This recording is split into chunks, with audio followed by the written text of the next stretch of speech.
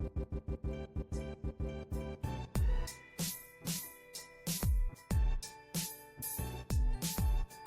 here's a question we hear from executive directors and operation leads all the time. We've been on the system for years, and are we actually getting the most out of it? Now, honestly, the answer to that question is more often than not, no, but not fully. There's really a gap between what the platform can do and what the organization is actually using it for. And that gap tends to grow quietly over time. Staff work around it, processes drift, technical debt accumulates.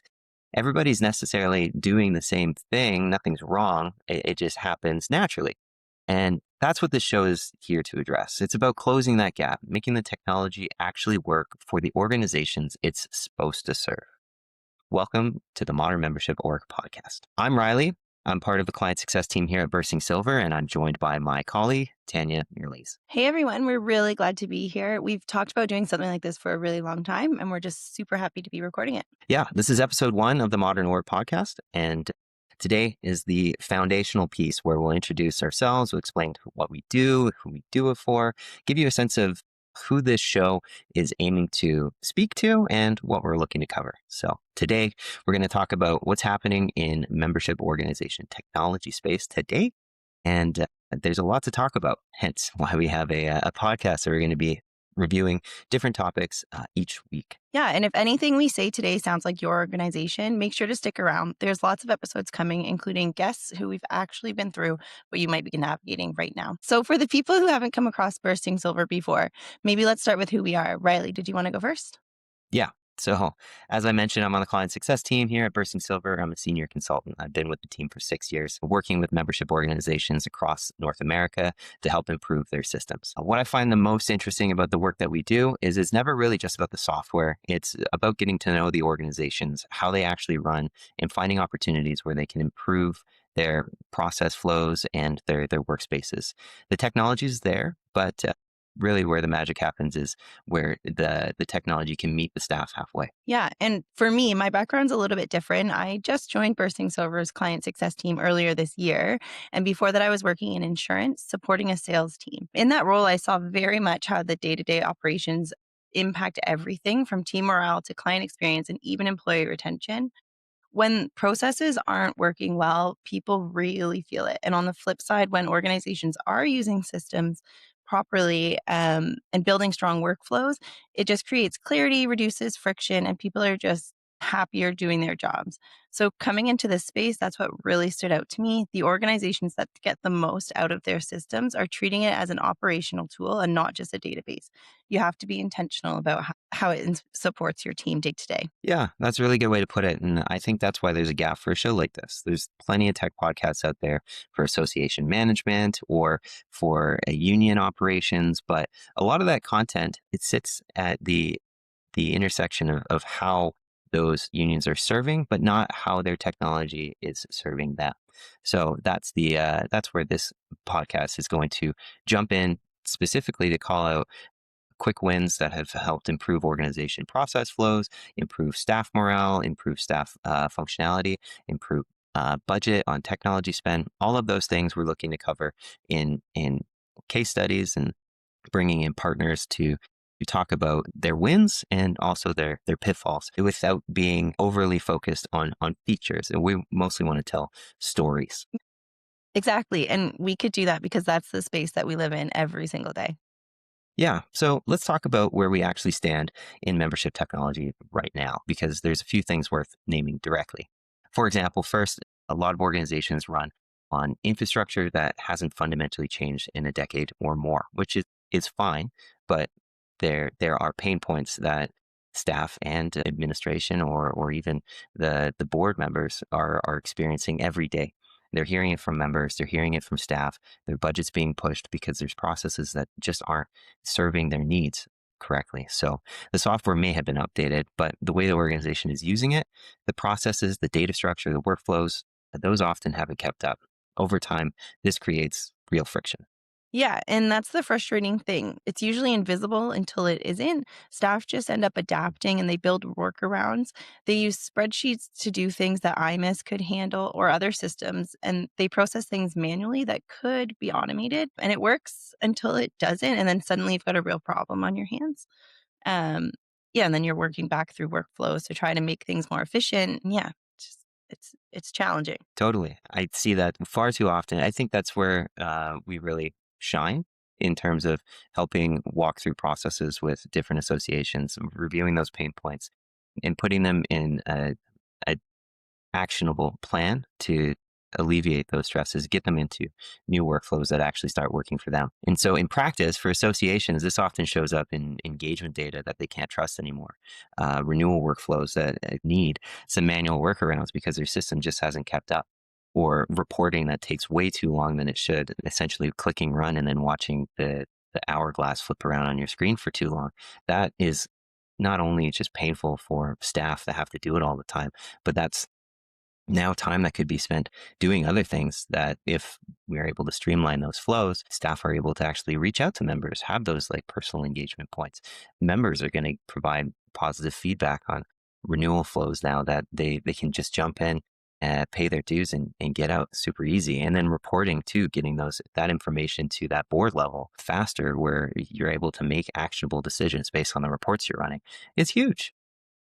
Yeah, yeah, it is. And for regulatory bodies, it tends to show up in the registrant life cycle, applications, renewals, or status changes. And it's often held together by a mix of software, emails, and spreadsheets. And there's a real risk in that because these organizations are accountable to the public and to the government. And process inconsistencies isn't just inefficient, it's a liability. For unions, it might be dues tracking, grievance case management, and organizing data that lives in multiple places and nobody fully trusts any of it. And things can get missed because you don't have a consistent workflow. So, yeah. Yeah, I mean, all that and then enter in the AI conversation adds a whole nother complicated layer because now every organization it's coming with an expectation from the members, but also from the staff. Is your organization using AI? Are you ready to start thinking about AI?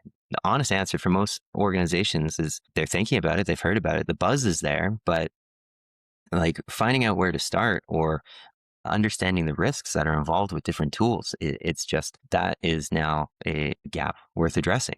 A lot of these organizations have a big responsibility to their memberships.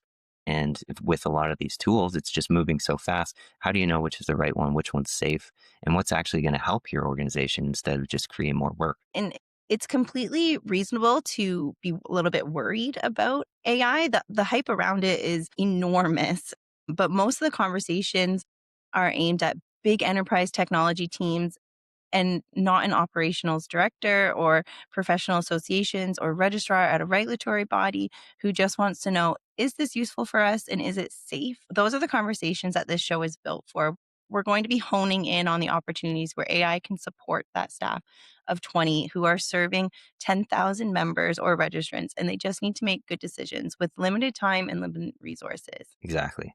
The right technology used well is actually well positioned for a lot of this if you know how to use it. That's the big if, which is kind of the whole point here. So the modern membership work here. Why a podcast and why now? Yeah, and I think the honest answer is that we just kept having these types of conversations with our clients, with our colleagues, and especially at conferences. There wasn't really a place for those conversations to be happening publicly and in a way that is actually useful to the people who actually need them. Yeah.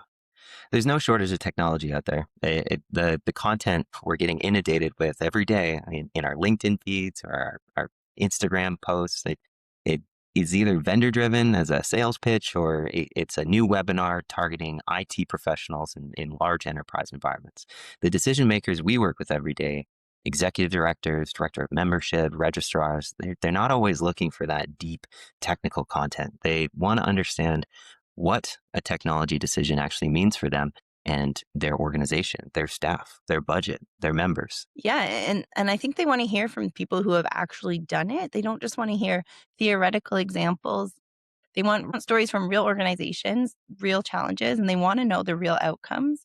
Some episodes here will be just the two of us, just like this one, working through a topic together. And others will be having guest interviews, leaders from organizations, regulatory bodies, unions, and they'll all be talking about what they've been through. We'll have some conversations with partners in the iMIS ecosystem, and we'll do panels when a topic has enough angles. Um, Sometimes just two voices aren't enough. Yeah. I think the consistent thread here is going to be, what does this actually look like in practice? If we're talking about AI, we want to be specific here for membership organizations, talk about how that's improved their systems. If we're talking about system upgrades, we want to talk about what that business case looks like, not just a technical checklist, but in that, as a case study, what were the problems we were addressing? What were our approaches? What were the unknowns? And then what were the wins? And we're going to be honest, this work is not always smooth. Implementations are complicated. Change management is really hard, and organizations have real constraints. We're not going to pretend that it's otherwise. Yeah, no, we're not going to sugarcoat it. It's not always a win. It's not always a overwhelming success. I think that's part of the learnings. And that's also the unique part, that we're in a position to get to know these organizations, understand how their process flows go, hear their pain points, but also address the ones that they don't necessarily see. They're too close to it every day. I think that's where this will also shine. It is highlighting those similar cases and being able to listen to that, take that back to your own organization for a nice overview of how your team's working. So maybe we should say a little bit more about Bursting Silver here, because we have talked a bit about what we do. And since this is the first episode, maybe some of you may not be familiar with where we work. Yeah. So let me give it a little plug here. Bursting Silver is an authorized iMIS solution provider and a leader in the AI space for nonprofits. We work exclusively with membership organizations, associations, unions, and regulatory bodies all across North America. We empower teams to serve their missions more effectively. Yeah. And so what we actually do ranges quite a bit. And sometimes we're brought in for a full implementation. An organization is moving to a new platform for the first time. Say they're going to iMIS or migrating from a legacy system. Sometimes it's a modernization project where we're going to be reviewing what they're doing and how they could do it better, or what they're using and what new tools actually serve them more effectively, when just the configuration hasn't kept up on how the organization has grown. It happens far too often. Sometimes it's more targeted. A specific process is broken, a reporting problem, a renewal workflow. We have a nice suite of tools that are also built for iMIS and outside in your other CRM platforms that address just that. So we're not necessarily a shop that comes in and does a full overhaul. Sometimes it's as simple as, here's a new tool that we've built that we can help walk you through, or you can adapt into your processes. That's a really good point, Riley. So just to build on that, those tools that we have built, they include case management tools, document management solutions, and AI integrations. And these tools come out of real client problems. A good example is the iMind Assistant that we built for the iMIS user groups. We didn't just build this because AI was a hot topic, but we built it because the members had a clear, practical need for faster answers about the platform. And so that's just the thing. Like, we start with the problem, we're honest about the right solution, and we make sure that it actually works for the people who are going to be using it. Yeah, and it adds value to the membership too. Right? Specifically for that iMind tool, I use it. I know I need to jump in there because I can ask it simple questions, and it gives me well thought out answers for this tool that I'm using. So I've heard countless stories from other individuals that are part of the iMIS user group at different conferences and meetups, that they say that they use that tool daily when it comes to helping them flesh out IQAs or understanding business objects. Just when you can't find that information from the help documentation, that little question can really ramp up how your flows go. And we'll link to some of those in the case studies in the show notes, because that's probably the clearest way to get a sense of the range of the work that we do. There's plenty of examples on our website, burstingsilver.com/case studies, where you can find that. I think some of the most glaring case studies, like major wins that we've had, were, for example, working with the Unite Here union, their North American wide hospitality union, and they have a lot of huge needs that we were able to pull off specifically during COVID. So I highly encourage you to check that one out. That was a massive undertaking with a major success there. Yeah. And like Riley said, you can either check them out on our website or we will link them in our show notes. And if something sounds like your situation, reach out. We are always happy to talk. Yeah. So about talking, what's coming up next? Right. What conversations are you most looking forward to hearing or talking about? I guess you're going to be on this podcast. Yeah, honestly, I am most excited about the AI episodes, not just the idea of AI, but like how it's used day to day. And I was thinking, when you mentioned that you use the iMind tool, sometimes there's a bit of a taboo around admitting that you use AI, but I think it will be cool to learn how AI can be used to increase our efficiencies and assist in workflows, especially in the regulatory body space, because they have compliance obligations to the public and they have trust to protect. I want to know, like, what does it look like to union staff when they're asked about AI tools and nobody's really sure which ones are safe? I just get a feeling that, or I just know that these conversations are happening in every organization right now. So I'm excited to chat about it here and hopefully give some um, confidence to people in this space. Yeah, I think it's interesting the taboo that comes with using AI. Like Mm. for an artist, I'm sure that that is frowned upon, but in our spaces, we're looking for ways to work smarter, not harder. And it's a tool at our disposal in this day and age that is constantly growing. But there's a lot of amazing conversations happening around how that tool is being leveraged and how that's enabling workflows more effectively. I think it's snowballing on that, not to really drive home your point too, but I'm looking forward to talking about AI governance. I think that AI governance is often overlooked from organizations. We see all these exciting tools that we really want to dive into, but we're forgetting to cart before the horse situation here, where we're not setting out the guidelines or expectations on how our organization is going to use AI. What is our expectation to staff? What are the guardrails for using this tool in our workflows to better serve our members? Are we considering what risks there are, and also informing our members where we're using AI safely to ensure that there's still trust in their data and confidence that we've thought out how we're making sure that this is being adopted safely. So I think that is the gateway into responsible AI that will help us, I guess, effectively use this tool, use this resource, enable our staff safely. Yeah, totally. And on top of that, we'll have guest episodes. We'll have leaders from member organizations, and they'll be talking about their decision to modernize and what it looked like from the inside. We'll get a perspective from our listeners too. So we'll want to know what surprised them and what they would do differently.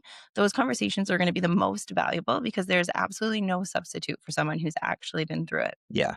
I think that there is an opportunity here to bring in some real boots on the ground experience. That's part about podcasts. I think being able to bring on guests and give their story in a nice conversation piece that highlights the everyday system or everyday situation that we're working in. So it's going to be nice to bring in some guests, some partners as well, where we have a lot of really cool tools on the horizon, and we can talk about what inspired those tools and what those tools are aiming to serve and where they're going. I think that'll be huge. Yeah, honestly. Yeah, I'm really excited for what we're going to be putting together here. Hopefully that everybody subscribes wherever they listen to podcasts. We're going to be putting out new episodes every week. And from here on out, we're only going to be getting more specific. Yeah, I think this one is just a nice general introduction, but be sure to check us out. We're going to be on YouTube and Spotify. Give us a rating. We really want to get this off the ground, and we'll catch you on the next episode next week.